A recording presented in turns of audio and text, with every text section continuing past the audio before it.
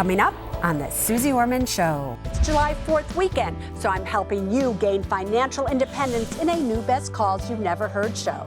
What's your recommendation for financing options to avoid paying PMI? Oh, no. Also, should I just drop the whole subject of a prenup and knowing his financial? Are you kidding me? And you asked me, can I afford it?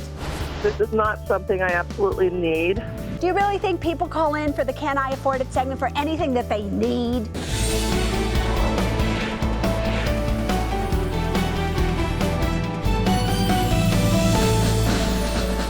Hi everybody, I'm Suze Orman, and you are watching the Suze Orman Show. Happy July 4th weekend.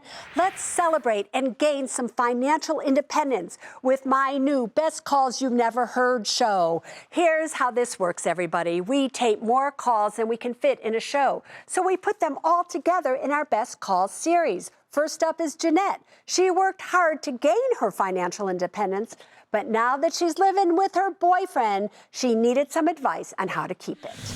Let's go to Jeanette in Colorado. Ask me your question. Hi, Susie. Hi, Jeanette. I'm good. What can I do for you tonight? Long before my boyfriend and I moved together, I acquired 6 properties. When he moved in, I asked him to sign a cohabitation agreement. He refused, saying he didn't understand what a cohabitation agreement was. We went to my attorney so she could explain it to him. While in that meeting, he was unreasonable and still wouldn't sign it. My question to you is, what can I do to protect my interests, my financial independence of him 100%?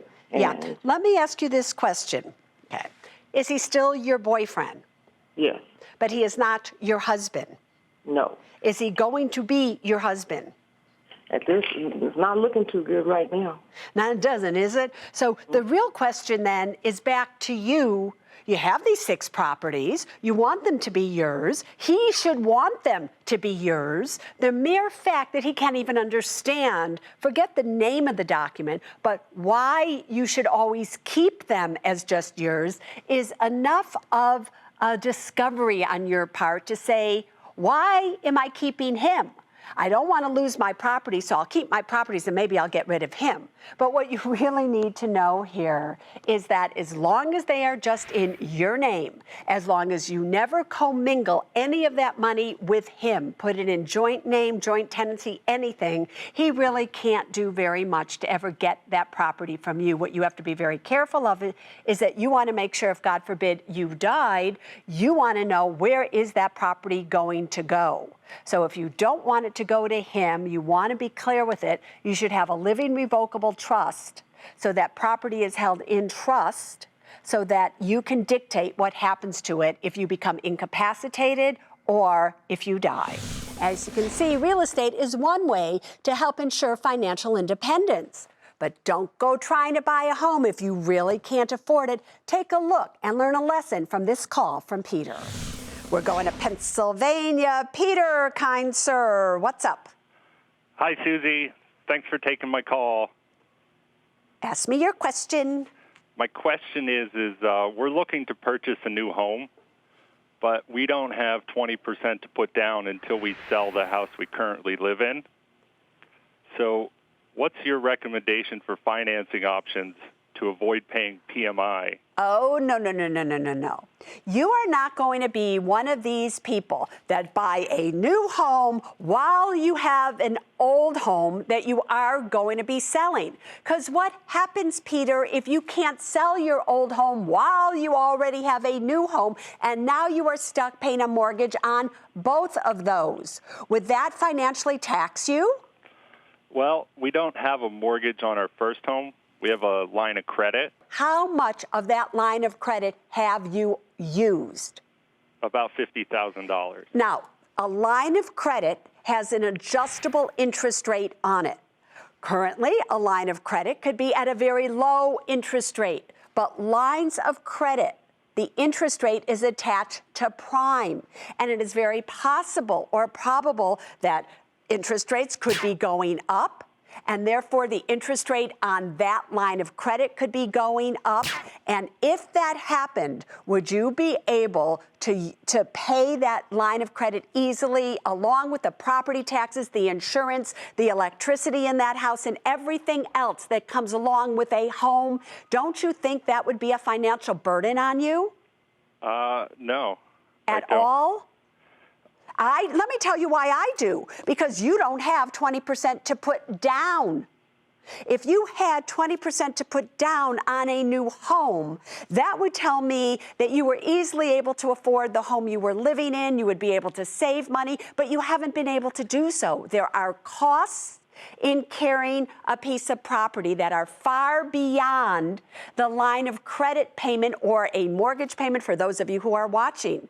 You have maintenance, property taxes, all kinds of things can happen to that home. So Suze Orman does not want you to buy a new home until you have sold your other home. Once your home has been sold, you can go and move in an apartment until you find a new home that you want to buy, but then you would buy a home with 20% down or more. You wouldn't have to do all of these shenanigans to get good pricing in terms of the mortgage, and your life would be easy. Do not complicate it, sir. That is what I would tell you. These next two calls are laser focused on parents because parents sometimes need to step back and let their kids gain their own financial independence. Let's go to Pennsylvania. Pat, boyfriend, what can I do for you? Hi, Susie. My name is Pat, and about 6 or 7 years ago, my kids got married. My son got married, and they shortly thereafter came to us with a problem where they had amassed some major financial debt, about $35,000 worth of credit card debt. So at that point, we agreed that they would take out a loan. We would put up our house for collateral, and life seemed to be going fine for a while. A little while ago, they came to us again and said they had amassed another $19,000 worth of credit card debt after we had advised them to tear up the credit cards. So the problem we have now is that they can no longer get a loan in their name. And we've tried, a couple different ways to do it, but they're basically stuck with this massive amount of credit card debt. They're having trouble paying it on a monthly basis, and we're not sure how to help them dig out of this financial crisis they have now. So, Pat, I'll tell you how you help them dig out of it. You literally don't.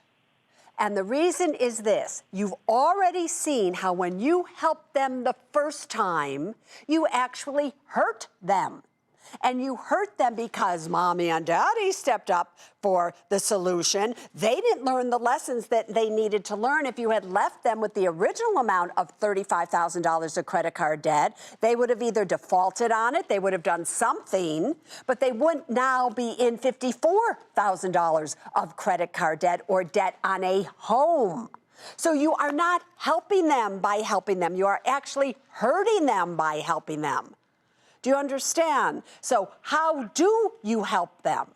You help them by hurting them and saying, we are not a bank. You did not learn the lesson the first time. I have no reason to believe that you're going to learn the lesson if we help you out of this the second time. You have got to, while they are young and they still have time on their sides. This is the time for them to make mistakes. This is the time for them to feel the ramifications of what it feels like to be in debt. Do not help them. It is only money. This will be character building for them. If you take it on, financially speaking, I promise you 1 year from now, they'll be right back into debt again. So just don't help them. Let's go to New York. Eileen, you are on the Suze Orman Show. Hey, Susie, I'm a big fan. Thank you, kind lady. What do you need to know tonight? Well, I'm hoping that you can give me some advice on how to avoid maternal guilt. I have 3 children, 2 of whom have graduated from college, 1 from a master's program. They've started out in their careers. However, to help them save money, I have let them stay on my cell phone plan. By staying on my cell phone plan, their monthly charges are $40 a month. If they went out on their individual plans, their cell phones would cost about $100 a month. Yeah. My problem is this. I feel very guilty being a mother and a bill collector. Sometimes they have unforeseen expenses. For example, my daughter this month had a $650 car repair. So I don't feel comfortable asking them for their share of the cell phone charges. And I'd like to know, is there a way I can get around that? I would hate to see them. Yes, I got it for you. I got it. So, so you're ready? Are you ready for this one? I am ready. Here's what you're going to do. You are going to stop. You are going to stop being guilty and look at it a different way. Mama, if it wasn't you that was doing this, still unexpected things are going to happen to your daughter, to your son. It is called life. And if it wasn't you, they would have to be paying $100 to the phone provider, and they wouldn't have an excuse not to. So the excuse can't be mama. So rather than you feeling guilty, you are teaching them responsibility, because you're not going to be able to do this with everything that they have. So you should feel great about saying you owe $40 and you have to pay it because I am teaching you financial responsibility, because if I wasn't doing this, the phone company would want to collect it, and they would have to collect it. So rather than looking at this as a punishment for them, look at this as a lesson in future financial management when mama isn't going to be the bank. Sometimes in life, it's not doing the best things with money. It's doing the best things for your own self-worth. It's doing the best things so that you yourself feel secure. And later, when wanting something, ask me, can I afford it? My husband and I would like to build an outdoor living space. The cost could be around $110,000. That's a lot of money, girlfriend.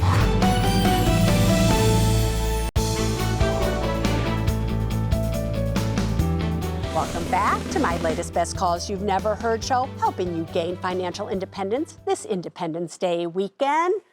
Part of having financial independence is feeling secure about the future. So take a look at this recent call about retirement from a stay-at-home mom.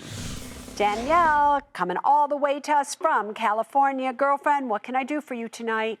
Oh, thanks for taking my call. I'm a 33-year-old stay-at-home mom of 4 kids, and I have no retirement. My husband has a state pension as well as a supplemental peace officer retirement plan. Yeah. And we've been putting money into a 457 for him. Mm-hmm. But we're wondering if we should actually put that money into something different for him or something for me. Well, you know, you called up for a specific reason. And I'm sure the reason is you want the answer to your question. But I really think the reason is because you want to feel more secure. If we could redo this question and you could just ask it the way you really feel it, I think you would have said to me, Susie, I'm a stay-at-home mom. I have 4 kids. I have nothing in my name. If something happens, I feel insecure about it. I would just like to see something for all this labor that I'm doing at home with my kids. Do you agree with me, Susie? Is that how you would have asked the question? Yeah, right? Yes. Yeah. So sometimes in life, it's not doing the best things with money. It's doing the best things for your relationship. It's doing the best things for your own self-worth. It's doing the best things so that you yourself feel secure and you feel like an, independent woman. So yeah, I think you should have a Roth IRA where you could put in $458 a month into this account every single month and invest it that way so you can start to get involved with your money and you would have something you could call your own. That's what I would do. Let's go to Diana in California. You, madam, are on the Suze Orman Show. Hello, Susie. It's a pleasure speaking with you. Thank you. My husband, who was retired, died recently and left a sizable 401k, which is now in my name. The problem is that I have to move the 401k into another institution, and I have never dealt with a brokerage. Advice, please? Yeah. What you should do is you will do what's called an IRA rollover. Right. And most likely you would go to, if you were going to handle the money yourself, to a discount brokerage firm such as a Fidelity or a TD Ameritrade or any of those, Charles Schwab, and you would roll it over and invest it at that point. If, however, you feel that you are going to need investment advice on it, then you might want to start interviewing investment advisors or financial advisors so that you would then roll it over into their institution, meaning it's a big institution that they just work for. There's all kinds of things that you need to know, but the main thing is you have to figure out how much income do you need to live, what are the things that you want to do, and the truth of the matter is, Diana, when you just have lost your husband, you're really not in your body yet. Do you see what I mean? Yes. It's hard for you. So until that's true, you would either be able to just leave it where it is. They're not going to make you take it out right away, are they? Well, I have to take it out, yes. You do have to take it out. So you could roll it over into any major financial institution and leave it in a money market fund within the IRA rollover. But when you are ready to invest, what I would be doing is you have to educate yourself. You know, there's different types of financial advisors. There's financial advisors that make a living by what they sell you, or they give you a recommendation, and if you purchase what they've recommended, you're going to pay them a commission. There are other financial advisors known as registered investment advisors that will charge you a percentage of the amount of money that you have under assets. You should never pay more than 1% for somebody who's a registered investment advisor to manage your money. And they make their money by taking you from $300,000 to $400,000. So if they increase, they get 1% of a larger amount. If they decrease your funds, they get 1% of a lesser amount, but they don't charge you a commission every time you buy or sell. So many things for you where you need to learn it, but just take your time. It takes time to get over what's just happened to you, if you'll ever even get over it. So just be careful and remember that I've said this to you. Never talk yourself into trusting anybody, and it's better to do nothing than to do something you do not understand. Up next, you can't afford to miss. Can I afford it? I want to run the Boston Marathon next year. You can run 26 miles. You can do that? Yeah, pretty effectively. Pretty effectively. I thought you were going to say pretty easily. I don't know. I can't even run a mile. And can I afford it? Call back. You said you wanted earrings as much as a 10. On a scale of 1 to 10, you said 10. I know. What do you want to buy? Remodel the shower, build an outdoor living space. Up here, 1-carat diamond earring. We're back with my newest best calls you've never heard show on this Independence Day weekend. You know, you can't gain financial independence if you keep throwing money away and buying things on things that you can't afford. That's why we call this the Can I Afford It segment. This is where you call in, you tell me what it is that you want to buy, and I tell you if you can afford it or not. Carla, what do you want to buy? I want to start off by saying this is not something I absolutely need, but recently I had to help a parent set up an iPad and just fell in love with this thing. So you want to buy an iPad for yourself now. So you want to spend $1,000 on an iPad. You want to know what's funny, just between you and me, since probably nobody else is listening in on us right now, joke, is that, do you really think people call in for the Can I Afford It segment for anything that they need? No, these are mainly wants. So I get that from the beginning. So you want to spend $1,000 on an iPad Air and all of its accessories, and you want to do it because you just did one for your parents and you realized how great it was. So show me the money for yourself, girlfriend. My take home is $3,585. Yeah. My expenses are $2,989 a month. So you're just kind of making it. Go on. I own my primary home outright, but I have a mortgage on a weekend home of $84,000 at a 15-year fixed. Yeah. And in savings, I have $42,000 liquid, $6,700 in investments, and $43,000 in retirement. But you are 44 years of age. Do you really believe you have enough in retirement to take $1,000 to do something else with? Do you really? Well, that's why I'm kind of wavering. You're wavering, I know, so you are approved because you most certainly do. You want to take $1,000, given you own your home outright, you only owe $85,000 on another one. Oh, please go and buy an iPad. Are you kidding me? All right, Judy, what do you want to buy?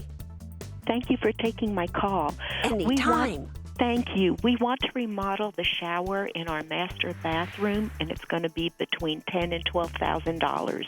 The current shower is 26 years old. It's a combination of tile, grout, and mold. And even though I clean the mold all the time and have even had it professionally regrouted, the mold within a few months always comes back. To kill mold off, it is almost impossible. You know that, right, Judy? So I hope you can truly afford this because it's important that mold is not near you anywhere. Show me the money. Okay. Our monthly income is $7,338. That's including salary, Social Security, dividends from a trust, a small pension, and the required minimal IRA distribution. You got it. Our expenses are $5,305 a month. We have no debt, and we own our home outright. In savings, we have $217,000 in liquid, $163,000 in investments, $476,000 in retirement, and $2,000 in a 529 plan. And how are you going to pay for this? The contractor is independent and works by himself and has done lots of work for us before, and we pay him with a check. Right from your liquid savings, right? Yes. Has he come in on budget all the other times that you have hired him? Always. Whatever he tells us it is, that's what it's been. So, Judy, can you give me his name? Anyway, just joking with you. And but he's Judy, wonderful. You are 66 years of age. And everybody's looking at these numbers and they're going, wow, she has a lot of money. But you're 66 years of age, so that is why I am approving you, because at 66 years of age, not only is it a health issue, but you really do have the money to do so with your pensions and Social Securities and everything. Send us a picture when it is done. Laura, what do you want to buy? Hi, Susie. My husband and I would like to build an outdoor living space. The cost could be around $110,000. We can enjoy this year-round. The weather's pretty temperate all the time where we live except for late summer, and we really like to use the space. We're not sure if we can afford it, but want you to decide. That's a lot of money, girlfriend. $110,000, but show me the money. All right. Our take-home is $26,050 a month, and that does include some rental income. Yeah. Our expenses are $16,000 a month. We have a $285,000 15-year fixed mortgage and $46,000 in student loans. We own our rental home outright. And in savings, we have $195,000 liquid, $600,000 in investments, $750,000 in retirement, and $30,000 in all 29 plans. And how are you going to pay for this?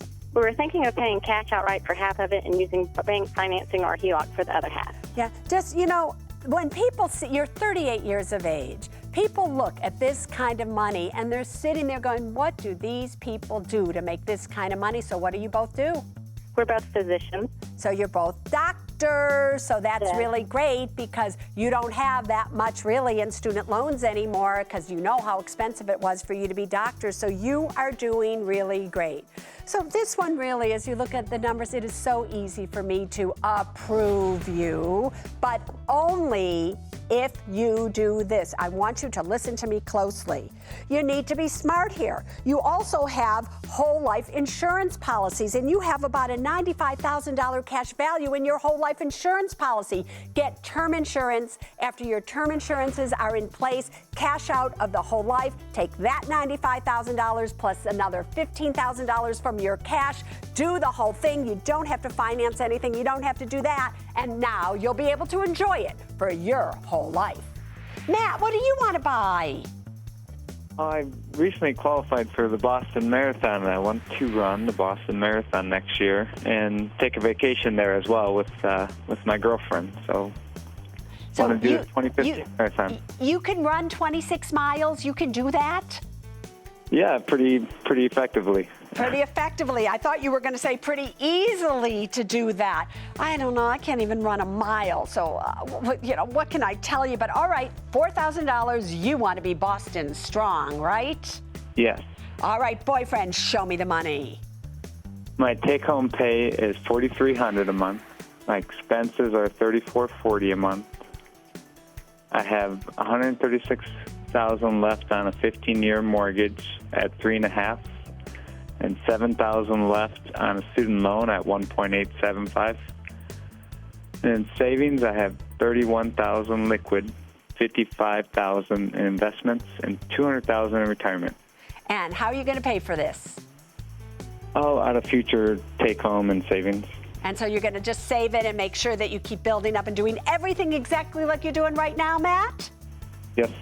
Across the finish line you go. You are approved because at 31 years of age, remember everybody, I take into consideration how old somebody is as well as everything else they got going. You are doing great, sweetheart. So go ahead, send us a picture after you've done that.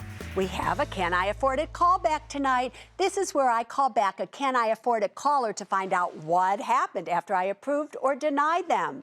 Last September, Sandra called in asking if she could afford diamond stud earrings. Here's a look in the callback flashback. What do you want to buy? I want to buy a pair of 1-carat diamond earrings, Susie. I'm always giving, helping, sharing, and buying for others. I would love to buy a pair of diamond studs. All right, so about $1,700 just because you take care of everybody. You are tired of being, letting their life shine. You want to look hot and sexy with these earrings. You know how I feel about spending $1,700 on earrings, right? Yes. How much do you want these? Very bad. Like on a scale of 1 to 10, what would you say? 10. 10 approved. Because you can afford it, girlfriend. Sandra, are you out there? Hi. Thank you, first of all, for approving me. Girlfriend, are they beautiful on you? Did you do it? Are they just gorgeous? No, well, Susie, after thinking about it, I did not buy the earrings. I decided to be a diamond and purchase some blankets to help the less fortunate this winter. And so, look at you there with your approved T-shirt. So you spent $1,700 on blankets for everybody? Yes, well, no, a little less than that. I learned so much from you. You're my hero, and I love your show. I love your show. I just love your show. But, I got to tell you this. You had the money to do both. You know that. I know. You could have purchased the earrings and purchased blankets because you own your home outright. You're doing great. I just want to make sure, because I love that you're giving this money and you're taking care of others. I just want to make sure that you also do a little things for yourself. You said you wanted earrings as much as a 10. On a scale of 1 to 10, you said 10. I know, but I've been thinking about it. I decided not to.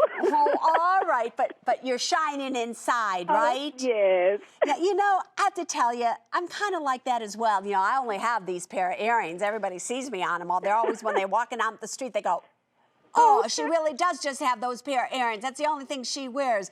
Girlfriend, I get it. But if you ever really want to, and you just go ahead and do something like that, just know you're approved, okay? Thank you. All right. You keep helping others, but don't forget about yourself. Want to be part of the Can I Afford It segment? All you have to do is go to my website, SuzeOrman.com, and you will find the information that you need to know there to come and play with me right here. And if we choose you to be on the air, guess what you're going to get? You're going to get a T-shirt with my verdict on it just for you. Should I just drop the whole subject of a prenup and knowing his financial things? Are you kidding me?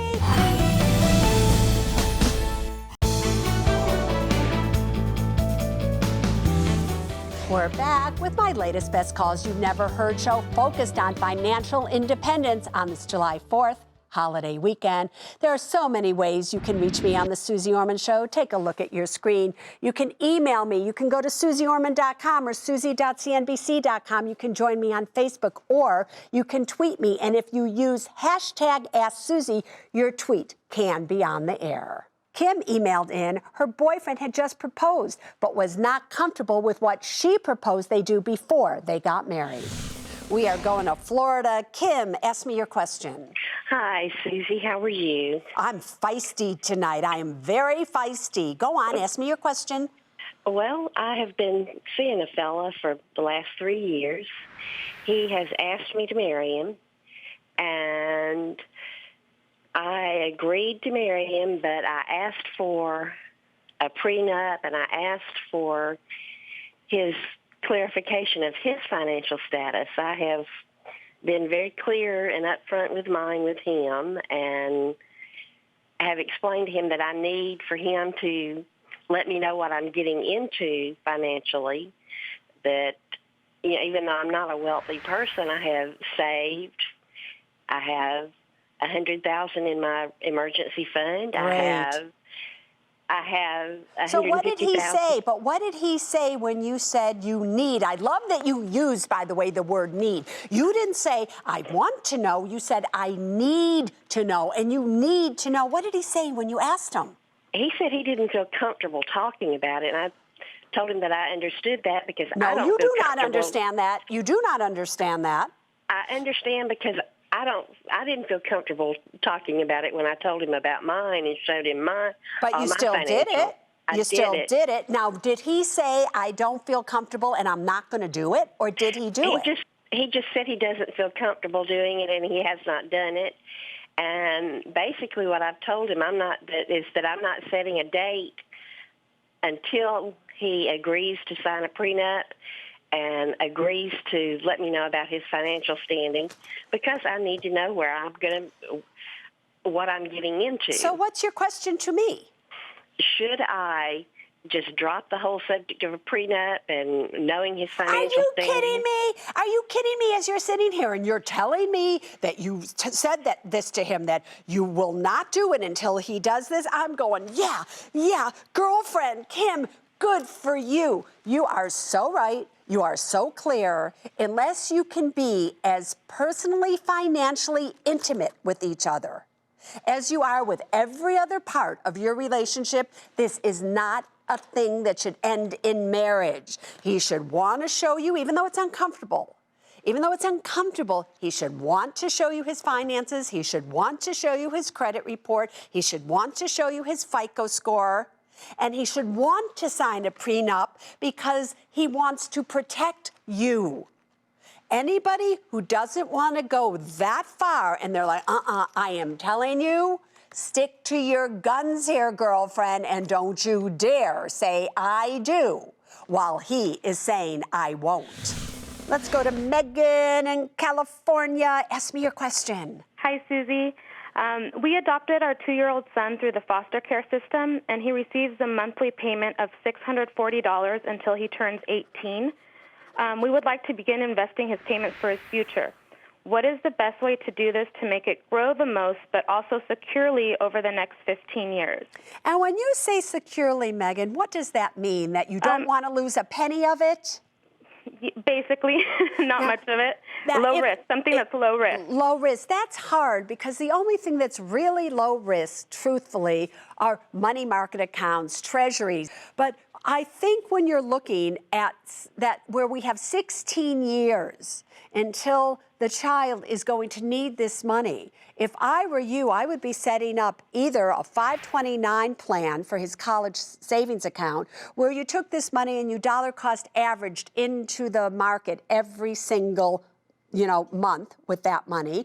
Or you could set up an account in your own name if you wanted to, where you took this money and you put it into the stock market in your money or into a good ETF or a mutual fund that doesn't charge a commission, but where you could get 5 or 6, 7% in dividends that you would reinvest. And that way the money has time to grow and grow and grow, and the times that it goes down, you're buying more shares. The time that goes up, the money buys less shares. But over time, I think 18 years from now, you would be really, really happy that you did that. If you don't know what to do, I would just simply buy a good no-load 500 index fund, the S&P 500 index fund, as well as an international index fund. I would divide it 80-20, 80 here in the States, 20% overseas.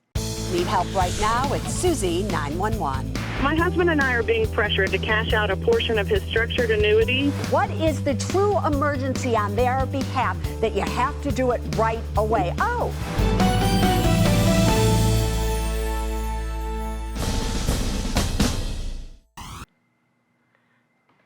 Now, if all of you think my hair looks just great, because this is what it takes to do so, everybody.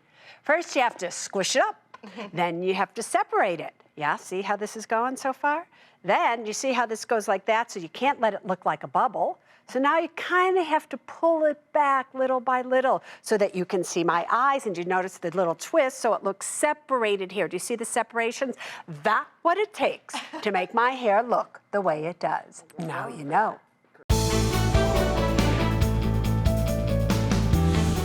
Welcome back to my latest Best Calls You've Never Heard show, Financial Independence on this July 4th holiday weekend. You know, a few months ago, we kicked off a new segment called Suze 911, where help for your money emergency is just a phone call away. Leslie was being pressured to make a decision and called in looking for advice. All right, let's see what our next money emergency is about. All right, let's see. Annuities, that is our topic. Caller, what's your name and what's your money emergency? Hi, Susie. I'm Leslie from West Virginia. My husband and I are being pressured to cash out a portion of his structured annuity by a credit company, and they want us to invest with a bank they have recommended. We've been sort of holding off and trying to figure out what's going to be the best thing to do, but they're starting to get frustrated and pressure us, and we're just not sure what we should do. Oh, yeah, you're sure what you should do. Why would somebody pressure you to do something right away? What is the true emergency on their behalf that you have to do it right away? Oh, is it possible that they need to meet their sales quota? Oh, is it possible they need the commissions off of it so that they can pay their own bills? What is the pressure here? I don't understand. A structured annuity, just so everybody gets this, is either your husband was in a car accident and got a settlement, or there was some lawsuit and he got a settlement, correct? Right. He was in an accident when he was 17. And now he got all, how much money did he get? It was right over $3 million. $3 million. Do you know the commission on $3 million? I would not be doing anything with it right away. $3 million. What are you going to ask me? Well, I was going to say, he gets monthly payments for another 8 years, and then after that, the payments become life contingent. And that's kind of where they're zoning in. They said, you know, if something happens to him, you or your children won't get the life contingent payment. So they were asking if we would cash out that portion and then maybe invest. But my problem with it is that the life contingent payments that they're talking about will total around $900,000, and they want to give us $80,000, and that just doesn't sit right with me. Whenever something doesn't sit right with you, do not do it, because otherwise you will need 911 help for your money. When somebody pressures you to do something, there is a reason. When somebody tells you this is what I think you should do, and they don't really care if you do it or not. They know that they gave you great advice. If you decide to take it, okay. But when they are pressuring you, it's because they need the commission off of that money. Don't do it, don't do it, don't do it. He got the money because he was in an accident. Don't take your money and get into a financial accident with it. And if you have a money emergency and need my help, just go to my website, SuzeOrman.com, and hit Suze 911. So until next week, there's only really one thing that I want you to remember when it comes to your money, and it is this: people first, then money, then things. Now you stay safe. Bye-bye.